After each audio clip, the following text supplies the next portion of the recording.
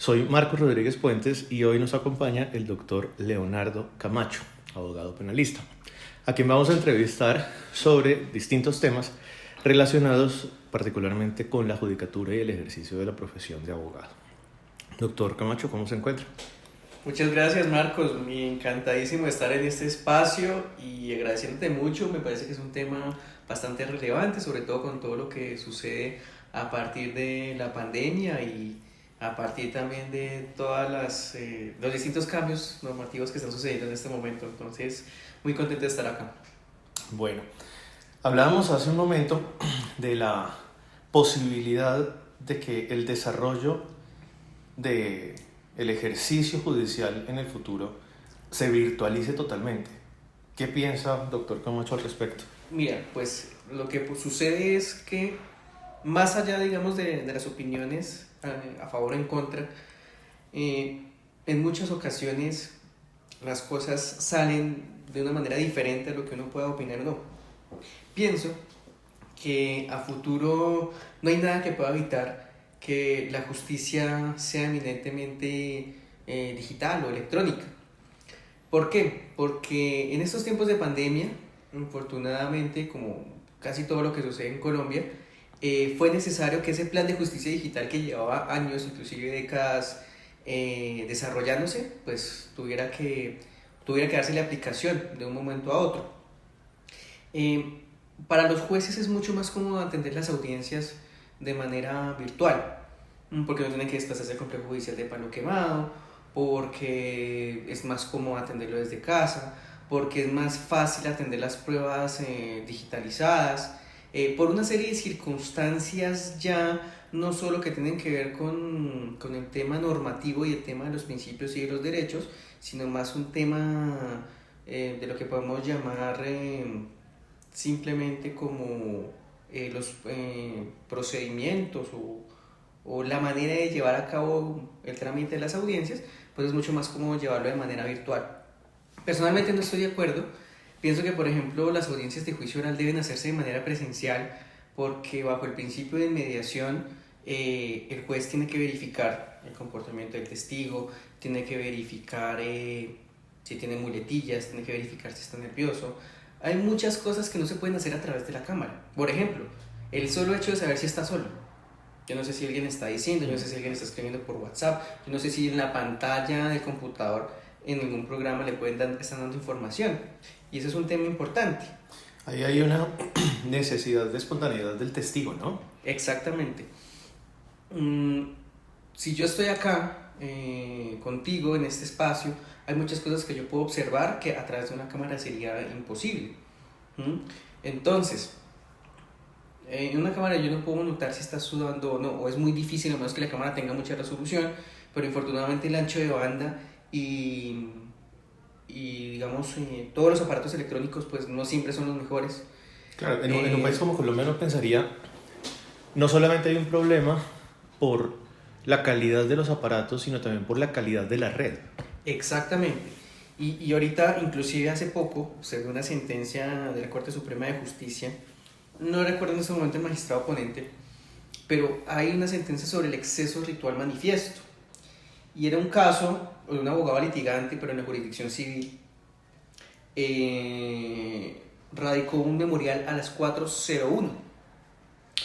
Entonces, era un memorial respecto a una situación de derecho que consideraba que no era correcta e interpuso un recurso.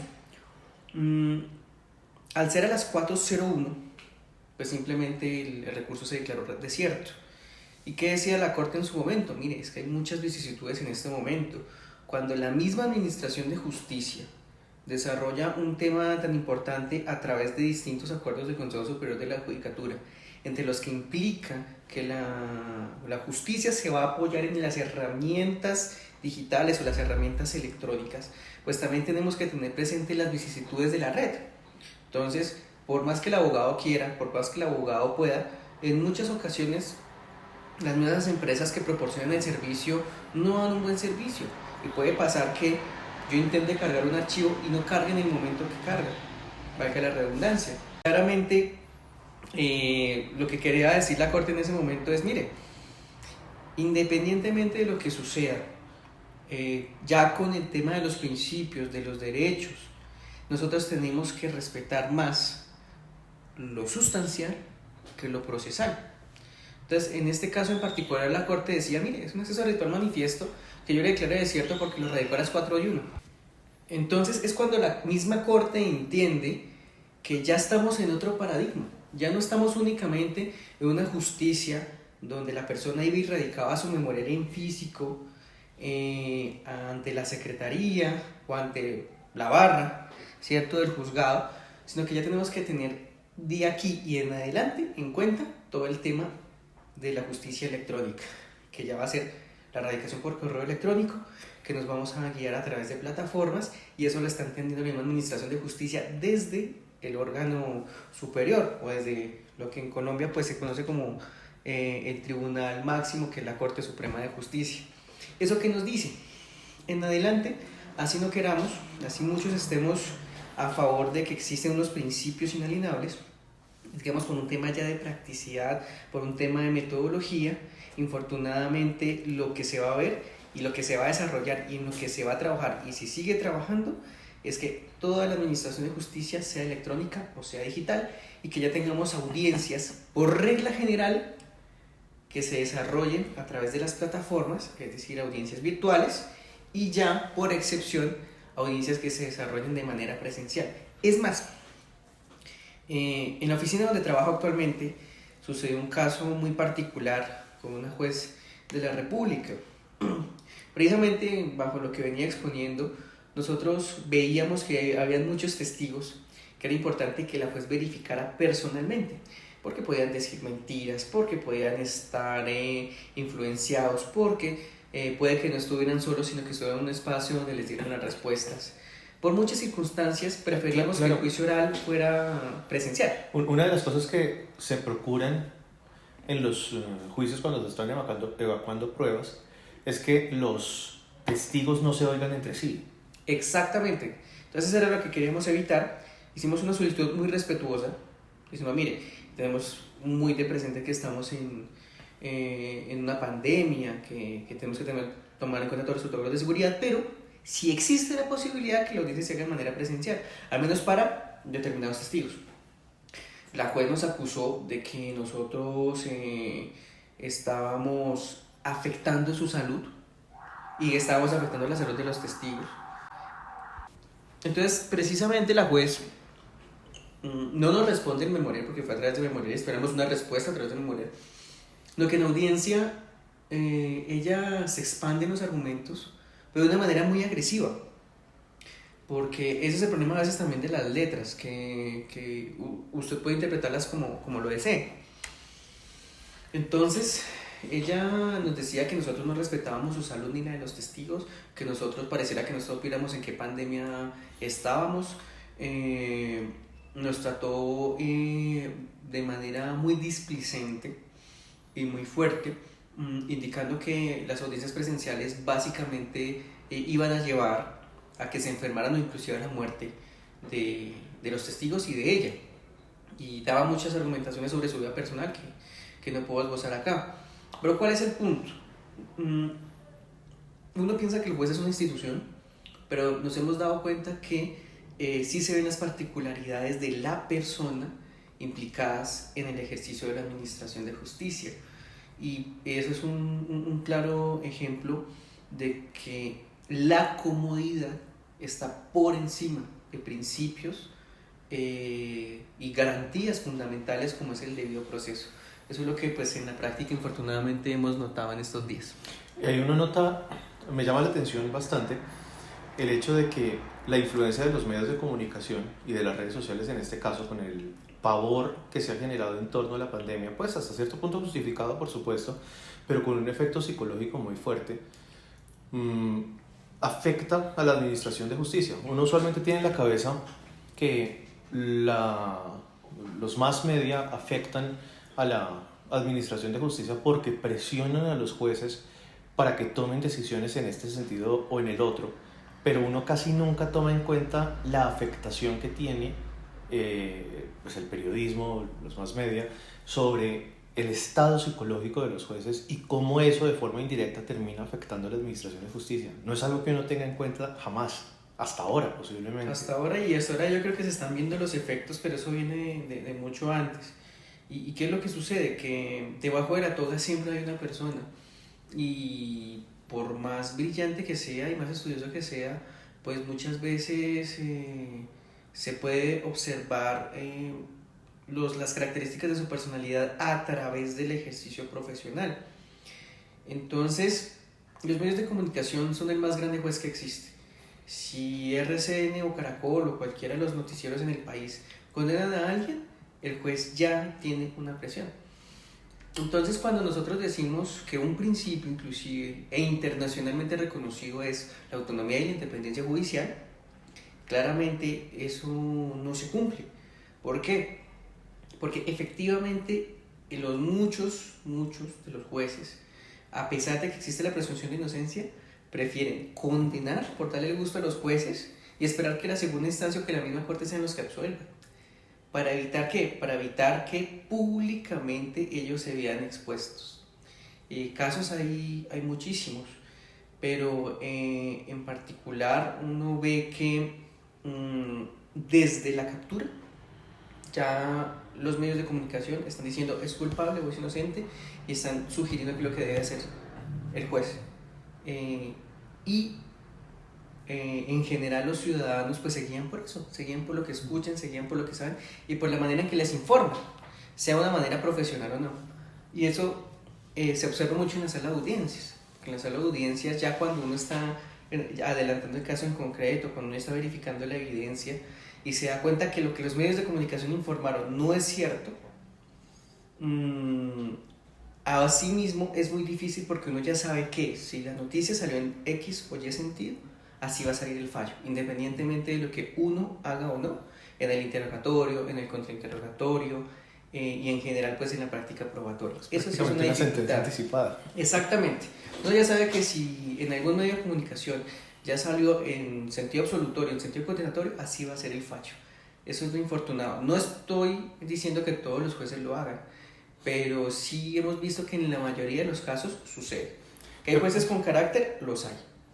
Creo que una de las cosas que surgen de este tipo de conversaciones es que uno se percata de que a nivel conceptual uno tiene unos temores que no siempre son los que deberían ser dignos de mención o de atención. Uno usualmente cuando piensa en independencia judicial, uno piensa en que no se meta el Ejecutivo. Es lo que uno normalmente tiene en la cabeza, que el presidente o que los gobernadores o los alcaldes no puedan presionar a los jueces. Pero uno no tiene en la cabeza la presión hecha por los periodistas como una afectación a la independencia judicial. Exacto, y es curioso porque a veces uno pues en la academia, cuando les explica a los estudiantes este tipo de situaciones, pues es difícil asimilarlo, precisamente porque uno lo ve desde un punto de vista teórico, eminentemente teórico. Entonces uno dice, mire, esto existe dentro de toda la administración, existe el poder ejecutivo, existe el poder legislativo, existe el poder judicial, o simplemente existe un poder, entonces existe la rama ejecutiva, la rama legislativa, la rama judicial. Y teórico político. Exacto.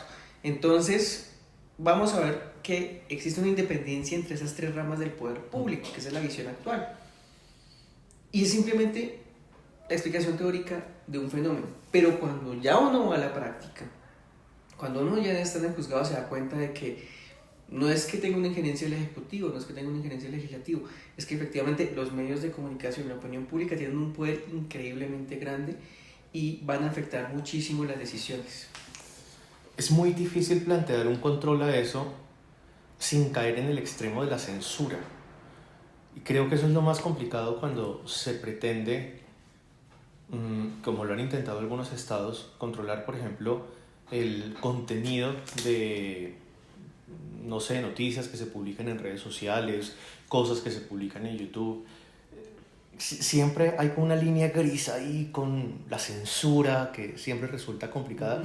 Y la gente suele percibir, pero uno no sabe hasta dónde también hay una manipulación mediática en eso, que el gobierno, en la medida en la que intenta controlar esto, está teniendo una injerencia excesiva que es, al menos teóricamente, de la misma naturaleza que la injerencia que uno supone que podría llegar a tener el Ejecutivo en el organismo judicial. Sin embargo, el problema está en que si no se controla lo que hacen los periodistas, pues el efecto que tienen puede llegar a ser nocivo y pueden llegar a arrasar por completo principios como la presunción de inocencia, como la inmediación, bueno, en fin, distintas cosas que son importantísimas para el proceso. Eso también tiene mucho que ver con la manera en que han cambiado las circunstancias y sobre todo desde el punto de vista político. Anteriormente teníamos al político que salía ante los medios, que salía en la plaza pública a hacer un discurso. Hoy en día todos los políticos tienen Twitter y es a través de Twitter donde hablan. Entonces ya los medios de comunicación no van allá a hacer una transmisión en vivo o a grabar lo que están diciendo, sino van a la cuenta de Twitter y miran a ver qué opino sobre determinado tema. Hay muy poco político de plaza pública. Sí, exacto. Ya hoy en día es muy poco el político de plaza pública y ya uno simplemente tiene que ir a Twitter y verificar qué es lo que están diciendo. Ahora, cada una de estas plataformas o estas redes sociales pues tienen unas normas comunitarias y no todo lo que se publica ahí es todo lo que publicaron las personas o lo que pensaban las personas, porque precisamente ellos son los que manejan hoy en día la información y uno no sabe con qué intereses. Ese realmente también es un problema y eso termina afectando a la administración de justicia, por supuesto, porque es que dependiendo del político de turno o dependiendo de la persona que opine, pues eso puede afectar mucho un caso en específico. En otros países inclusive el poder de los jueces va más allá de simplemente indicar que pueden privatizar una audiencia y ordenar a los medios de comunicación que no se pronuncien sobre determinado caso. Allá en Colombia eso no pasa. Al revés, muchos jueces prefieren que hablen y ojalá hablen muchísimo de su caso, porque de una u otra manera eso también los va a mostrar a ellos, ¿cierto? Como el juez idóneo, como el juez que sí hizo las cosas, como el juez que sí administró justicia. Entonces eso también es un fenómeno que sucede mucho y es que muchos jueces siempre van a darle preferencia a ciertos casos que en el reparto les llegan precisamente por eso, porque son casos que los pueden catapultar a ellos mismos para acceder a un mejor cargo. Eso claro, también es algo que hay que tener en cuenta. Ahí eso termina desdiciendo totalmente el principio de acceso a la justicia y de igualdad frente al acceso a la justicia. Sí, claro. Entonces ahí es donde se afectan principios como el debido proceso, el derecho a la defensa e inclusive la igualdad de armas. Porque esto ya se sale del plano de que es que la fiscalía y la defensa tienen que tener una igualdad de armas ante la administración de justicia, porque la misma administración de justicia ya no está actuando de manera objetiva e imparcial. Entonces ya ni siquiera depende de mi contraparte, ni de mí. Entonces eso también es algo que afecta a los derechos fundamentales del procesado en ese caso, e inclusive de la víctima, porque no siempre lo que buscan los medios es una sentencia condenatoria, a veces los están absorbiendo desde el principio. ¿Y dónde quedan los derechos de la víctima? Entonces eso afecta tanto a víctima como a procesado. Sí, sí, hay una tendencia de los periodistas, de los medios de comunicación, a arrogarse funciones que no les corresponden. A mí me da mucha risa siempre que El Tiempo, por ejemplo, siempre que publica una noticia que juzga mala, quien quiera que haga la edición, siempre le ponen indignante, entre signos de admiración. Uy, sí, los calificativos son voraces y es de lo peor. Entonces siempre es indignante tal cosa, indignante tal otra. Es como, pero esa no es función del periodista, hacer esa calificación. Claro, porque supone que la función del periodista debe ser objetiva, pero la gran mayoría de las veces ellos toman partido. Y hacia donde toman partido es hacia donde la administración de justicia también suele ir. Y yo creo que hay como una tendencia a justificar esa toma de partido en el sentido, bueno, quizás me excedo ahí en el análisis, pero desde que Marx sostuvo que los filósofos habían pensado mucho tiempo sobre el mundo y que de lo que se trataba era de cambiarlo, que pues creo yo, tomando Hannah Arendt, sostendría que lo que Marx estaba diciendo no era algo de los filósofos sino de los teóricos políticos, y de ahí viene una muy mala conceptualización que confunde ambas cosas. Pues se ha terminado haciendo un periodismo activista y se ha terminado haciendo un ejercicio judicial activista, que entonces no se preocupan por la realidad de los hechos, sino por cómo se pueden presentar ciertos ideales y ciertas agendas, siempre y cuando se acomoden a una cierta imagen que se quiere presentar. Pero entonces se deja de lado totalmente la verdad, la búsqueda de los hechos históricos, de una cuestión pues de la naturaleza que sea, que correspondería al periodista buscar los hechos, y la búsqueda de los hechos en la investigación judicial y el juicio moral y jurídico que ya correspondería al juez de forma exclusiva. Inclusive uno podría ir más allá y decir, es que el mismo método científico se está desconociendo. Porque ¿qué es lo que uno hace? Adelanta una investigación. En cualquier materia o en cualquier campo, uno adelanta una investigación a través de la cual los hechos o circunstancias que uno vaya evidenciando son los que nos van a guiar a una conclusión. Pero aquí generalmente partimos de la conclusión y cogemos las premisas y de manera forzosa las adaptamos. Entonces, ¿eso qué hace? Que yo desde el principio ya tengo mi concepción clara de qué es lo que quiero y estoy buscando motivos para llegar a esa conclusión. Pero infortunadamente, un periodismo en el cual las personas vayan buscando los hechos de manera objetiva y después arrojen una conclusión es muy difícil. Casi que aquí sucede o sale la noticia y ya hay una calificación. Como tú decías hace un momento, ya decían indignante, terrible, sin ir más allá y sin hacer una investigación profunda. Y en este país pasa que infortunadamente se tiene tan mala memoria que muchas de las cosas quedan olvidadas. Entonces una rectificación a veces ni siquiera tiene sentido, porque así la hagan, las personas no la van a observar, no la van a ver y no van a saber. Y se van a quedar con lo primero que vieron.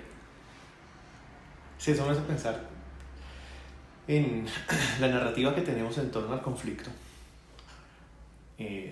Solemos decir, es que tenemos 60 años de conflicto. Listo, bien. Esa es como la narrativa oficial y la narrativa pacifista, entre comillas. Pero cuando uno va y mira, el siglo antepasado estuvo lleno de guerras civiles. Y comenzamos con los realistas y los republicanos, seguimos con los bolivarianos y los santanderianos. La guerra de los 1000 días fue entre centralistas y federalistas, aunque ya estaban los dos partidos principales.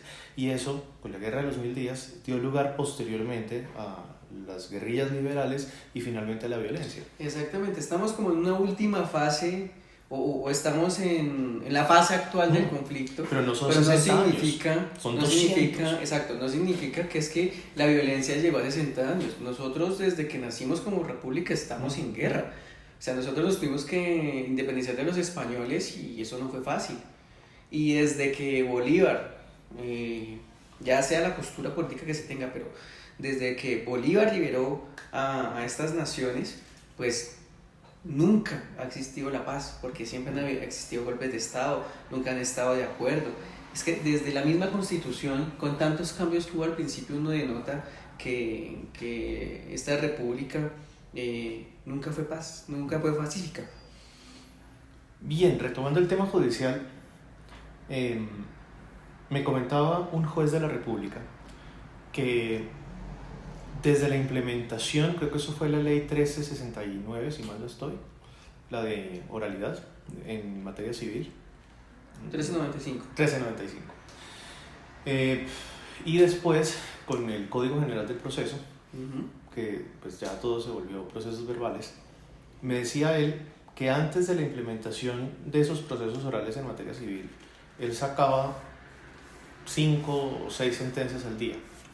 Después de la implementación de las audiencias, por la extensión que tienen, él lograba sacar solo 3, a veces 2 sentencias al día.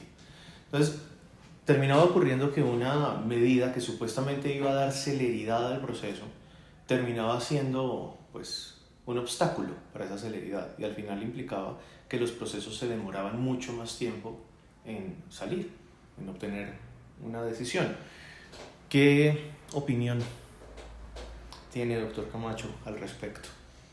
Bueno, pues para aclarar, sí, efectivamente, a través de la ley 1395 del 2010, que creó los procesos verbales y verbales sumarios, y digamos que reformó mucho de lo que teníamos en el Código de Procedimiento Civil respecto a otras clasificaciones de procesos, y ya con la ley 1564 del 2012, que creó ya los procesos verbales y verbales sumarios, fue otro esfuerzo del legislador precisamente para darle celeridad a los procesos.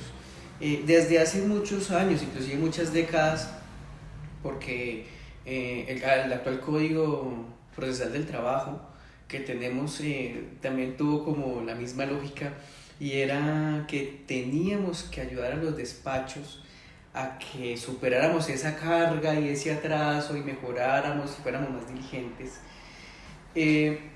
Todos esos esfuerzos siempre han estado justificados precisamente en que vamos a tener una mejor administración de justicia. Entonces, en su momento, cuando llegó la ley 1395 y el Código General del Proceso, el esfuerzo iba a que íbamos a tener una justicia más rápida, íbamos a tener procesos que en un año los íbamos a sacar, y eso fue inclusive la exposición de motivos. Ahorita, con todo este tema de la justicia digital y después de la pandemia, ya con todo este tema de las audiencias virtuales y todo lo que hemos venido adelantando, pues la lógica ha sido la misma, desde los acuerdos del Consejo Superior de la Judicatura. ¿Y qué es lo que dicen? No, ahorita a través de estas audiencias virtuales vamos a adelantar procesos más rápidos y los despachos van a estar más descongestionados. Recordemos que los juzgados de descongestión existen hace mucho tiempo, inclusive antes de la pandemia, inclusive antes de la ley 1395, y no solo en materia civil, sino en muchas especialidades, en muchas jurisdicciones. Y siempre se ha buscado eso, hacer más céleres los procesos. Pero ¿qué es lo que se ve en la realidad? Eso no es tan bonito como lo plantean en los acuerdos, o como lo plantean en la ley, o como lo plantean en los decretos. Como dicen, el papel puede con todo. El papel puede con todo, exacto. ¿Por qué? Porque hay vicisitudes adicionales. Por ejemplo, si nos vamos a lo actual, que son las audiencias virtuales, ¿por qué son supuestamente, o desde el punto de vista del Consejo Superior de la Judicatura, más céleres, y por qué van a descongestionar la justicia? Pues porque es mucho más fácil que un testigo acuda desde cualquier lugar del mundo, a través de internet, a una audiencia, a que comparezca ante la sala de audiencias o comparezca ante el juzgado correspondiente. Pero la realidad supera eso, porque es que muchas veces pensamos como si estuviéramos en Bogotá, en Medellín, en Cali o una ciudad intermedia, donde más o menos es fácil acceder al internet. Pero si estamos en el Amazonas, pero si estamos en una vereda, pero si estamos en una finca, eso ya no es tan sencillo. Y es ahí donde tenemos problemas. Miren, yo antes de la pandemia, en un caso que tuvimos en la oficina, recuerdo que teníamos mucha, pero mucha dificultad para citar a unos testigos, porque los testigos vivían en Medellín y el proceso se estaba adelantando en Bogotá, en un juzgado penal. Se citaron muchas veces, hubo muchos aplazamientos, infortunadamente, porque independientemente de los medios, los testigos pues les queda muy difícil asistir desde Medellín a Bogotá. Entonces, en su momento sí destrabó el proceso de una manera que la juez permitiera que los testigos se conectaran de manera virtual. Entonces, casi que toda la prueba de la defensa en ese caso fue virtual. Inclusive tuvimos una testigo que se conectó desde Estados Unidos en el carro con el celular y con audífonos a la audiencia. Claro, en ese momento era un esfuerzo muy excepcional, muy aplaudido, que nadie había hecho. Y eso fue más o menos para el año 2019, antes de que tuviéramos todo este tema de la pandemia que llegó en el 2020. Hoy en día, esa es la regla general. Usted ve testigos conectados desde el celular, usted ve testigos conectados desde el computador. Pero, ¿qué sucede? Hay muchas personas que no saben manejar un computador, muchas personas que no saben manejar un celular, y muchas personas que no se les facilita un plan de datos. Porque sí, listo, hoy en día es más fácil conseguir un plan de datos y es más asequible, más económico, pero la mayoría de los ciudadanos colombianos necesitan los recursos para otro tipo de gastos y no los pueden invertir en ese tipo de cosas. Entonces, ¿eso qué ha pasado o eso en qué ha afectado hoy en día? En la práctica, yo he vivido que han existido más aplazamientos de audiencias virtuales que los aplazamientos que tenían audiencias presenciales, precisamente por eso, porque no se conectó un testigo, porque no se conectó el fiscal, porque no se conectó el Ministerio Público, porque el mismo juez no se pudo conectar, porque le falló el internet en la casa, porque el celular desde que se estaba conectando no le sirvió, porque el computador desde el que se estaba conectando no le sirvió, porque la red no le sirvió. Entonces, claro, esa premisa de que es que todos tenemos internet y todos nos podemos conectar de cualquier lugar del mundo, se pierde o simplemente no funciona cuando ya vamos a lo específico de que no todos tenemos un aparato idóneo, no todos tenemos una red y no todos estamos en un lugar conveniente para podernos conectar. Es ahí donde se ve pues la falacia de los argumentos que se esbozan en la mayoría de las circunstancias y donde sí he presenciado que han habido más aplazamientos de este tipo de audiencias virtuales que lo que sucedía antes, y muy seguramente eso va a afectar mucho a la carga que tienen los juzgados actualmente. Sí, hay un dicho muy usual que es que el camino al infierno está pavimentado de buenas intenciones. Exactamente. Tenemos muchas buenas ideas y muchas cosas que supuestamente deberían funcionar, pero que a la hora de la verdad, por las contingencias propias del país, son impracticables. Exactamente, digamos que no podemos pretender que vamos a tener el mismo nivel de acceso a estas herramientas tecnológicas que lo que tendría un ciudadano en Estados Unidos, un ciudadano en Canadá, un ciudadano en Europa, aquí en Colombia. Es que nosotros somos todavía un país rural. Muchas personas que viven en Bogotá o en las principales ciudades creen que es que nosotros estamos a nivel de muchos países desarrollados, pero la realidad es que no. Hay muchos juzgados que todavía sufren con este tipo de medidas y que son juzgados que funcionan en zonas apartadas del país. Bueno, doctor Camacho, para cerrar, si hubiera una o dos cosas que usted pudiera mejorar en la práctica judicial, ¿cuáles serían? Primero, la manera en que son calificados tanto jueces como fiscales. Porque es que nosotros tenemos un sistema basado en la eficiencia, no en la eficacia. A mí como fiscal me miden cuántas imputaciones hice, cuántas acusaciones hice, cuántos juicios hice. Y a veces tengo tantos, pero tantos procesos en mi despacho que yo prefiero para las estadísticas cualquier auto, cualquier escrito. Y rápido, bueno, radique la imputación, radique la acusación, radique el juicio. Y a los mismos jueces también se les mide cuántas sentencias absolutorias, cuántas sentencias condenatorias. Y ese tema de la eficiencia sobre la eficacia es lo que hace que al final los principios y los derechos fundamentales se vean afectados. Porque yo prefiero sacar rápido a sacar bien las cosas. Ese es el problema que nosotros tenemos. Entonces, la poca capacidad institucional, ya sea por presupuesto, ya sea por organización, es lo que nos está afectando. Entonces, lo primero que yo haría sería trabajar más en la eficacia que en la eficiencia, porque eso sí aseguraría los derechos de los ciudadanos. Y lo segundo, o la segunda propuesta que yo podría dar como abogado litigante, precisamente es volver a ese respeto que se tenía antaño de la práctica judicial. Es increíble ver ahorita con la pandemia abogados que se conectan y que están en camiseta, abogados que se conectan y realmente uno observa y es evidente que ni siquiera se han bañado, que ni siquiera se han arreglado, y uno dice, bueno, más allá, digamos, de la presentación personal, pues desde que esté bien preparado no hay ningún inconveniente, ¿verdad?